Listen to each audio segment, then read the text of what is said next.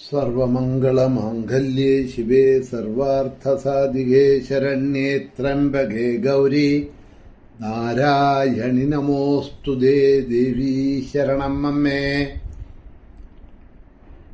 സുപ്രഭാതം, ശുഭദിനം. എല്ലാ ധന്യാത്മാക്കൾക്കും പുലർകാലവന്ദനം. ശ്രീമദ് ദേവി ഭാഗവത നിത്യപാരായണ പരമ്പരയുടെ ഇന്നത്തെ യജ്ഞവേദിയിലേക്ക് സുസ്വാഗതം.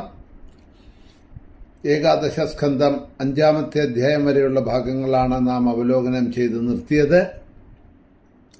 അടുത്തതായിട്ടുള്ള 6ാം അധ്യായം, 6-ാമത്തെ അധ്യായത്തില് രുദ്രാക്ഷത്തിന്റെ മഹിമകളെയാണ് ഷൺമുഖന് സുബ്രഹ്മണ്യസ്വാമിക്ക് മഹാദേവൻ പറഞ്ഞുകൊടുക്കുന്നത്.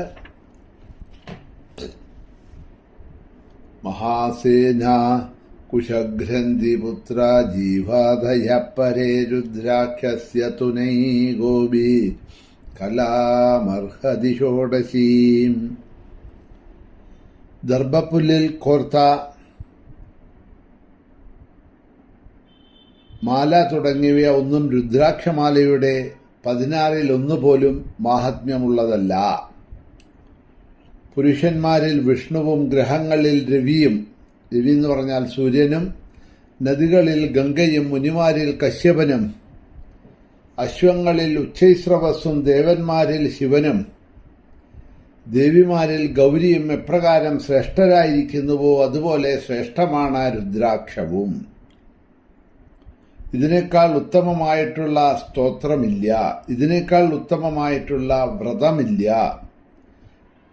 ഒരിക്കലും നശിക്കാത്ത ദാനങ്ങളിൽ അത്യുത്തമമാണ് രുദ്രാക്ഷദാനം.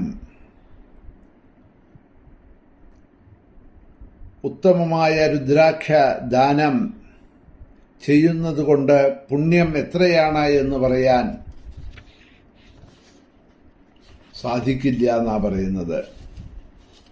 രുദ്രാക്ഷം കഴുത്തിൽ ധരിച്ചവന് അന്നം നൽകുന്നവൻ 21 തലമുറയെ കരകയറ്റിയിട്ട് രുദ്രലോകം പ്രാപിക്കും.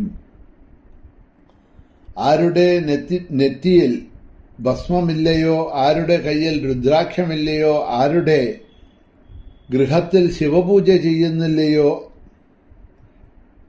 അവര് ചണ്ടാലനേക്കാൾ നിന്ദ്യന്മാരാണ്. സർവ യജ്ഞങ്ങളും തപസ്സും ദാനവും വേദാഭ്യാസവും കൊണ്ട് എന്ത് ഫലമാണോ കിട്ടുന്നത് ആ ഫലം രുദ്രാക്ഷധാരണത്താൽ കൊണ്ട് പെട്ടെന്ന് ലഭിക്കുന്ന പറയുന്നത്. ഇതൊക്കെ മഹാദേവൻ പറയുന്നതാണ് സുബ്രഹ്മണ്യസ്വാമിക്ക്. ഇവിടെ നാരായണ ഋഷി അതിനെ നാരദന് പറയുന്നു എന്ന് മാത്രം. 4 വേദങ്ങൾ അഭ്യസിക്കുക, പുരാണങ്ങൾ വായിക്കുക, തീർത്ഥാടനം ചെയ്യുക, സർവ്വവിദ്യകളും നേടുക. അതിലൂടെയൊക്കെ എന്ത് പുണ്യം ലഭിക്കുമോ ആ പുണ്യം രുദ്രാക്ഷധാരണം ഒന്നുകൊണ്ട് മാത്രം ലഭിക്കും എന്ന് പറയാണ്. അവസാനത്തെ യാത്രയില്, അന്ത്യയാത്രയില് രുദ്രാക്ഷം ധരിച്ചുകൊണ്ട് മരിച്ചാൽ രുദ്രലോകം പ്രാപിക്കും. പിന്നീട് പുനർജന്മം ഉണ്ടാവില്ല എന്ന് പറയാണ്. രുദ്രാക്ഷം കഴുത്തിൽ ധരിച്ചുകൊണ്ടോ കയ്യിൽ കെട്ടിക്കൊണ്ടോ മരിച്ചാൽ കുലത്തിൽ 21 തലമുറയെ ഉദ്ധരിച്ചുകൊണ്ട് ആ മനുഷ്യൻ രുദ്രലോകത്തെത്തും എന്നാണ് പറയണത്. ഭസ്മവും രുദ്രാക്ഷവും ധരിക്കുന്നവര് ശിവത്വത്തെ പ്രാപിക്കുന്നു. ശിരസിൽ ധരിച്ചാൽ 1 കോടിയും, ചെവിയിൽ ധരിച്ചാൽ 10 കോടിയും, കഴുത്തിൽ ധരിച്ചാൽ 100 കോടിയും, മൂർധാവിൽ ധരിച്ചാൽ 1000 കോടിയും, പൂണനൂലിൽ ധരിച്ചാൽ 10,000 കോടിയും, കയ്യിൽ ധരിച്ചാൽ 1,00,000 കോടിയും പുണ്യം ലഭിക്കും എന്നാ പറയണത് രുദ്രാക്ഷം. രുദ്രാക്ഷം കയ്യിലുള്ള മണിബന്ധത്തിൽ ധരിക്കുന്നതായാൽ അങ്ങേയറ്റം മോക്ഷകാരമാണ്. രുദ്രാക്ഷം ധരിച്ചുകൊണ്ട് വൈദികമായിട്ടുള്ള ഏതെങ്കിലും കർമ്മം ഭക്തിപൂർവം ചെയ്യുന്നവൻ അതിന്റെ മഹത്തായ ഫലം അനുഭവിക്കുന്നു. ഇതൊക്കെ രുദ്രാക്ഷത്തിന്റെ മഹിമകളെയാണ് പറഞ്ഞു പോകുന്നത്.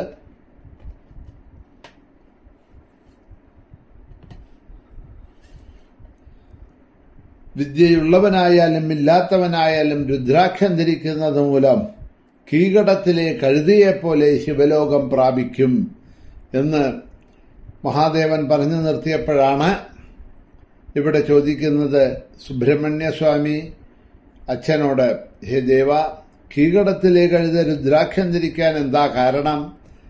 അതിനാരാണ് രുദ്രാക്ഷം നൽകിയത്? ആ കഥ എന്താണ് എന്നുള്ളതിനെ ഒന്ന് പറഞ്ഞു തരണം എന്ന് പറയുമ്പോഴാണ് കീകടത്തിലെ കഴുതയുടെ കഥ മഹാദേവൻ പറഞ്ഞു കൊടുക്കുന്നത്. ശൃണുപുത്രപുരാവൃത്തം ഗർദ്ധഭോ വിന്ധ്യപർവ്വതേ ദത്തേ രുദ്രാക്ഷഭാരം തൂ വാഹിതപഥികേന തൂ. സുബ്രഹ്മണ്യസ്വാമിയോട് പറയുകയാണ്, ഹേ മകനെ, ഞാൻ ആ കഥ പറഞ്ഞുതരാം, കേട്ടോളൂ ശ്രദ്ധയോടുകൂടി. പണ്ട് ഒരു വഴിയാത്രക്കാരൻ കഴുതപ്പുറത്ത് രുദ്രാക്ഷ ചുമടും കെറ്റി വിന്ധ്യാപർവ്വതത്തിലൂടെ പോകുകയായിരുന്നു. ആ രുദ്രാക്ഷത്തിന്റെ ചുമടിന്റെ ഭാരം സഹിക്കാനാവാതെ കഴുത തളർന്ന് താഴെ വീണ് മരിച്ചുപോയി. ത്രിനേത്രനും ശൂലപാണിയുമായ മഹേശ്വരനായി രൂപം കൈക്കൊണ്ട് എന്റെ പ്രസാദത്താൽ, അതായത് ശിവന്റെ പ്രസാദത്താൽ ആ കഴുത എന്റെ അടുക്കൽ എത്തിച്ചേർന്നു. ദുർലഭമായ രുദ്രാക്ഷത്തിന് എത്ര മുഖങ്ങളുണ്ടോ അത്രയും 1000 യുഗ സഹസ്രകാലം രുദ്രാക്ഷം ധരിക്കുന്നവൻ ശിവലോകത്തെ പൂജിക്കപ്പെടും. സ്വശിഷ്യന്മാരോട് രുദ്രാക്ഷ മഹാത്മ്യം പറയാം, ശിഷ്യന്മാരല്ലാത്തവരോട് ഒരിക്കലും പറയരുത് എന്നാ പറയണത്. അഭക്തനോടൊന്നും പറയരുത് ഈ കഥ. രുദ്രാക്ഷം ധരിക്കുന്നവൻ സർവപാപങ്ങളിൽ നിന്ന് മുക്തനാവണു. ഇതിലേറെ പുണ്യവും ധന്യവുമായിട്ടുള്ളത് മറ്റൊന്നുമില്ല. ഇതിനെയാണ് തത്വദർശികളായിട്ടുള്ള മുനികള് മഹാവ്രതം എന്ന് പറയണത്. വ്രതനിഷ്ഠയുടെ 1000 രുദ്രാക്ഷം ശരീരത്തിൽ ധരിക്കുന്നവനെ സകല ദേവന്മാരും നമസ്കരിക്കും. കാരണം അവൻ രുദ്രന് തുല്യനായിത്തീരണു. 1000 രുദ്രാക്ഷം ധരിക്കുകയാണ് വേണ്ടത്. അത്രയും ധരിക്കാൻ കഴിയുന്നില്ലെങ്കിൽ ഓരോ കയ്യിലും 16 വീതവും, ശിഖയിൽ 1, മണിബന്ധത്തിൽ 12 വീതവും, കഴുത്തിൽ 32 വീതവും, ശിരസിൽ 40, ഓരോ കർണങ്ങളിലും 6, മാറിടത്തിൽ 108 രുദ്രാക്ഷം ആരാണോ ധരിക്കുന്നത് അവൻ രുദ്രനെ പോലെ പൂജിതനായിത്തീരും. മുത്ത്, പ്രവാളം, സ്ഫടികം, വെള്ളി, വൈഡൂര്യം, സ്വർണം ഇവയോടുകൂടി രുദ്രാക്ഷം ചേർത്ത് ധരിക്കുന്നവൻ ശിവനായിട്ട് ഭവിക്കും. രുദ്രാക്ഷമാല കൊണ്ടുള്ള മന്ത്രജപം അനന്തഫലം ചെയ്യുന്നു. അനേക പുണ്യം നൽകുന്ന രുദ്രാക്ഷം ഒന്നെങ്കിലും ദേഹത്തില്ലാത്തവന്റെ ജന്മം ത്രിപുണ്ഡ്രം ധരിക്കാത്തവന്റേതുപോലെ അർത്ഥശൂന്യമാണ്. അതായത് 3 വരെയുള്ള നെറ്റിയിൽ ധരിക്കുന്ന ഭസ്മത്തിനെയാണ് ത്രിപുണ്ഡ്രകം എന്ന് പറയുക. ഗംഗയിൽ സ്നാനം ചെയ്താലത്തെ ഫലം ലഭിക്കുമെന്നതിന് സംശയമില്ല. 1 മുഖം, 5 മുഖം, 11 മുഖമുള്ള രുദ്രാക്ഷങ്ങളുണ്ട്. 14 മുഖമുള്ള ചില രുദ്രാക്ഷങ്ങളുണ്ട്. അവ ലോകപൂജിതങ്ങളാണ്. ശങ്കര സ്വരൂപമായ രുദ്രാക്ഷത്തെ ഭക്തിപൂർവം നിത്യവും പൂജിക്കുന്ന പക്ഷം ദരിദ്രനെ പോലും ഭൂമിയിൽ രാജാവാക്കും എന്നാണ് പറയണത്. രുദ്രാക്ഷത്തിന്റെ മഹാത്മ്യത്തെക്കുറിച്ചുള്ള ഉത്തമമായ ഒരു പുണ്യകഥയും ഇതാ ഇവിടെ മഹാദേവൻ പറഞ്ഞു കൊടുക്കുന്നുണ്ട്. കോസല രാജ്യത്ത് ഗിരിനാഥൻ എന്ന പ്രസിദ്ധനായിട്ടുള്ള ബ്രാഹ്മണനുണ്ടായിരുന്നു. വലിയ ധനികനും ധർമ്മിഷ്ഠനും വേദാംഗങ്ങളെ ഒക്കെ അറിഞ്ഞവനായിരുന്നു. അദ്ദേഹത്തിന്റെ പുത്രൻ യജ്ഞകൃത്തും ദീക്ഷിതനും സുന്ദരാംഗനും ഗുണനിധിയും ഒക്കെ ആയിരുന്നു. ഗുണനിധി എന്ന പേരിൽ പ്രസിദ്ധനും യുവാവും ഒക്കെ ആയിരുന്ന അവൻ ഗുരുവായ സുധീഷ്ണന്റെ പത്നിയായ മുക്താവലിയെ തന്റെ രൂപ, യൗവന, മദാദികൾ കൊണ്ട് മോഹിപ്പിച്ചു. ഗുരുപത്നിയോടുകൂടി കുറച്ചുനാൾ അവൻ രമിച്ചു. പിന്നെ ഭയം തോന്നി അവൻ ഗുരുവിന് വിഷം കൊടുത്തു. അതിനുശേഷം അവളോടൊപ്പം നിർഭയം താമസിക്കാൻ തുടങ്ങി. അങ്ങനെ ഗുരുവിനെ വധിച്ച് ഗുരുപത്നിയെ അവൻ സ്വന്തമാക്കി എന്ന് പറയുക. ഈ ഗുണനിധി എന്ന് പറയുന്ന കോസല രാജ്യത്തെ ഗിരിനാഥൻ എന്ന ബ്രാഹ്മണന്റെ പുത്രൻ.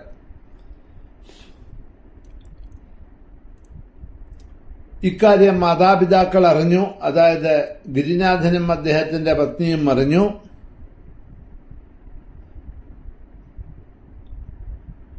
അവര് അന്വേഷിക്കാൻ ചെന്ന സമയത്ത് അവരെയും ഇതാ ചതിച്ച് വിഷം കൊടുത്ത് സ്വന്തം അച്ഛനമ്മമാരെയും ഈ ഗുണനിധി കൊലപ്പെടുത്തി എന്നാ പറയണത്. അപ്പോൾ മാതാപിതാ ഗുരു 3 പേരുടെയും ഹത്യ ചെയ്തു അവൻ. ഈ ഗുരുപത്നിയോട് കൂടിയിട്ട് ആ ഗുരുപത്നിയെ ഭാര്യയാക്കി വെച്ചുകൊണ്ട് താമസിക്കാനായിട്ട് അങ്ങനെ കയ്യിലുള്ള ധനങ്ങളൊക്കെ സുഖഭോഗങ്ങൾക്കായി ചെലവഴിച്ച് അതെല്ലാം തീർന്ന സമയത്ത് ഇതാ പലരുടെയും ഗൃഹത്തിൽ കയറി മോഷ്ടിക്കാൻ തുടങ്ങി എന്നാണ് പറയണത്. ഒരു ദിവസം മദ്യപാനം കൊണ്ട് മത്തനായിട്ടുള്ള അവനെ ബന്ധുജനങ്ങൾ ബഹിഷ്കരിച്ചു. ഗ്രാമത്തിൽ നിന്നും അവൻ പുറത്താക്കപ്പെട്ടു. മുക്താവലി എന്ന ആ ഗുരുപത്നിയാണല്ലോ ഭാര്യയാക്കി വെച്ചിരിക്കുന്നത്. അവളോടുകൂടി അവൻ കൊടും കാട്ടിലേക്ക് പോയി. പണത്തിനായിക്കൊണ്ട് അവൻ പലരെയും വധിച്ചു. കുറെ കാലം ആ കാട്ടിൽ അങ്ങനെ കഴിഞ്ഞപ്പോഴ് ഈ ബ്രാഹ്മണരിൽ അധമനായിട്ടുള്ള ഈ ഗുണനിധി മരിച്ചു. അവൻ മരിച്ച സമയത്ത് അവനെ കൊണ്ടുപോകാനായിട്ട് 1000കണക്കിന് യമദൂതന്മാർ വന്നു. ആ അവസരത്തിൽ ശിവലോകത്ത് നിന്ന് ശിവഗണങ്ങളും അവനെ കൊണ്ടുപോകാനായിട്ട് അവിടേക്ക് വന്നു എന്നാ പറയണത്. അങ്ങനെയുള്ള യമഗണങ്ങളും ശിവഗണങ്ങളും തമ്മിൽ ഒരു വാഗ്വാദമുണ്ടായി. അജാമിളോ ഭാഗ്യത്തിൽ പറയുന്ന വിഷ്ണുഭാഷ്യത്തിനും ശിവബ്രഹ്മന്മാരും തമ്മിലുള്ള സംവാദമുണ്ടായല്ലോ, അതുമാതിരി. യമദൂതര് ചോദിച്ചു അത്രേ, ഇവൻ എന്ത് പുണ്യം ചെയ്തിട്ടുണ്ട് ഇവനെ കൊണ്ടുപോകാൻ വന്ന ശിവബ്രഹ്മന്മാരെ നിങ്ങൾ പറയൂ എന്ന്. ശിവദൂതന്മാരപ്പോൾ പറഞ്ഞു, ഇവൻ വീണുമരിച്ച സ്ഥലത്ത് 10 മുഴം താഴെ ഭൂമിക്കടിയിൽ രുദ്രാക്ഷം കിടപ്പുണ്ട്. ഹേ യമദൂതരെ, അതിന്റെ ആ രുദ്രാക്ഷത്തിന്റെ മഹത്വം കൊണ്ട് ഞങ്ങൾ ഇവനെ ശിവസന്നിധിയിലേക്ക് കൊണ്ടുപോകുകയാണ് എന്ന് പറഞ്ഞ അവൻ ആ ബ്രാഹ്മണൻ ഇത്രയുമെല്ലാം മാതാപിതാ ഗുരു ഹത്യകൾ ചെയ്തു. ഗുരുപത്നിയെ പ്രാപിച്ചു. അനേകം ജനങ്ങളുടെ ദ്രവ്യങ്ങളെ കട്ടു. അനേകം പേരെ വധിച്ചു. ചെയ്യാൻ പാടില്ലാത്ത പാപങ്ങളെല്ലാം ചെയ്താലും അവസാനം അതാ രുദ്രാക്ഷത്തിന്റെ അടിയിൽ മുകളിൽ കിടന്ന് മരിച്ചത് കാരണം കൊണ്ട്, അടിയിലല്ല മുകളിൽ കിടന്ന് മരിച്ചത് കാരണം കൊണ്ട് ആ ബ്രാഹ്മണൻ ദിവ്യ രൂപം ധരിച്ച് ശിവഭടന്മാർ കൊണ്ടുവന്ന വിമാനത്തിൽ കയറി ശിവദൂതന്മാരോടുകൂടി ആ കൈലാസം പ്രാപിച്ചു. ഇതാണ് രുദ്രാക്ഷത്തിന്റെ മഹാത്മ്യം.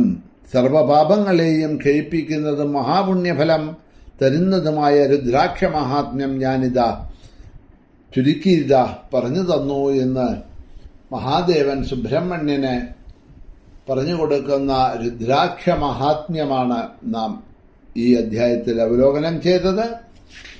ആ രുദ്രാക്ഷ കഥകള് തുടരുന്നുണ്ട്. അത് നമുക്ക് നാളെ തുടർന്ന് കൊണ്ടുപോകാം. ഇന്നിവിടെ തന്നെ നിർത്തുന്നു. ശ്രീഹരയേ നമ, ശ്രീ മഹാദേവ്യേ നമ, ശ്രീ മഹാദേവാദിഭ്യോ നമ.